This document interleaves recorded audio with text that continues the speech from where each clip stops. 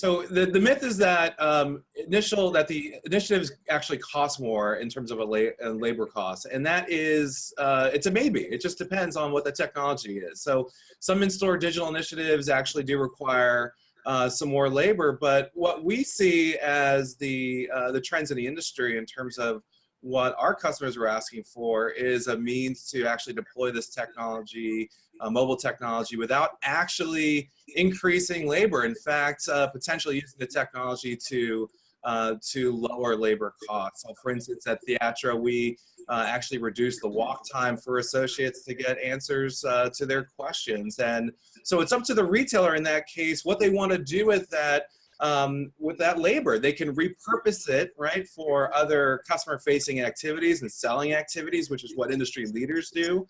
They can pull that labor out of the store if they'd like, and they want to save that money. It just depends on the model, right, of the retailer. And you know, we work with both operators and merchandisers. It just depends on how the retailer wants to use the technology, and it may or may not mean a reduction in labor costs. Ananda, do you have any thoughts on that?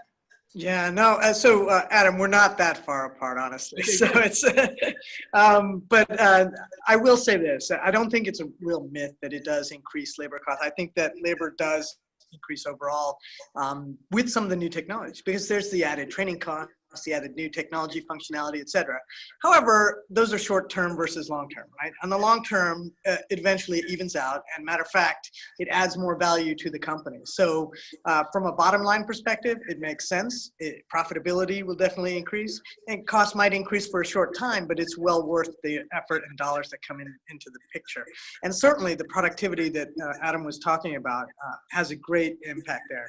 It's no accident that companies like Walmart, Target, CVS, Costco, all these companies have been raising wages as well. It's one of those things that kind of mix in with what is that labor really worth to us, and how do we get the best value out of that labor in the first place.